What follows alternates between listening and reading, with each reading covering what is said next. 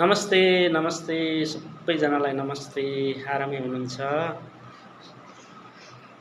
अनि म फेरि पनि तपाईँहरूको माझमा एउटा है जानकारीमूलक अर्थात् ज्ञानवर्धक भिडियो ल्याएर उपस्थित भएको छु। यो भिडियोलाई तपाईँले अन्त्यसम्म सुनिदिनु होला। यसले यो भिडियो मार्फत तपाईँको जीवनमा ठुलो परिवर्तन आउनेछ है। त्यसकारण यसलाई ध्यान दिएर सुनिदिनु होला। लाइक कमेन्ट पनि गरिदिनु होला है, शेयर पनि गरिदिनु होला। कुन विषयमा बोल्दैछु त म भन्दा, मानिस किन दुखी छ? संसारमा आज धेरै मानिसहरू दुखी छन् है। त्यसको कारण चाहिँ अरूको आशमा बस्दा हो है। आफूले केही पनि नसिक्ने, आफूले कुनै पनि काम गर्न कोसिस नगर्ने है।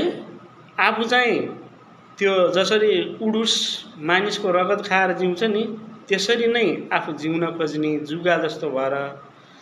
तर आश चाहिँ ठुलो ठुलो गर्ने, अरूको आश गर्ने भयो भने त्यो मानिस चाहिँ दुखी हुन्छ।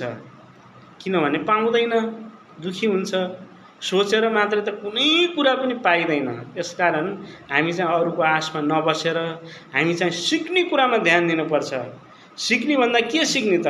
काम सिक्ने। के काम भन्दा, जे तपाईँले गर्नुभएको छ त्यो कामलाई अझै पर्फेक्ट बनाउनुहोस्। कसैलाई खाना पकाउने काम आउँछ भने खाना पकाउनुमा पर्फेक्ट हुनुहोस्। कोही टिचर हुनुहुन्छ भने टिचरमा पर्फेक्ट हुनुहोस्।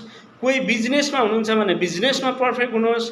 कोही पर्खाल लाउने अर्थात् मिस्त्री हुनुहुन्छ भने मिस्त्री काममा पर्फेक्ट हुनुहोस्। लेबर काममा पर्फेक्ट हुनुहोस् है। काम चाहिँ लथालिङ्ग, आशा चाहिँ धेरै ठुलो सोचेर हुँदैन। हेर्नुहोस्, इभन म पनि जीवनमा त्यही सोच्थेँ, तर त्यसले जीवन सफल हुन्न। हामीले चाहिँ सिक्नु जरुरी छ। एकजना शिक्षाविदले भन्नुभएको छ, education begins from cradle and ends into the grave.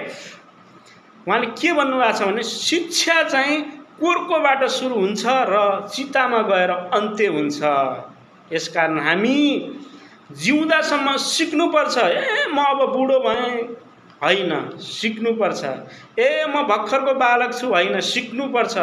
जुनसुकै उमेरको व्यक्तिले पनि सिकिरहनुपर्छ। जीवन एउटा सिकाइ हो। यसकारण हामी अरूको आशामा नबसेर सधैँ सिक्न प्रयत्न गर्नुपर्छ है। अनि मात्र हाम्रो जीवन सफल हुन्छ। हामी सुखी हुन्छौँ, आनन्दित हुन्छौँ, सधैँ रमाउँछौँ र हामीले असल फल पनि पाउँछौँ है। असल फल पायौँ भने हाम्रो जीवन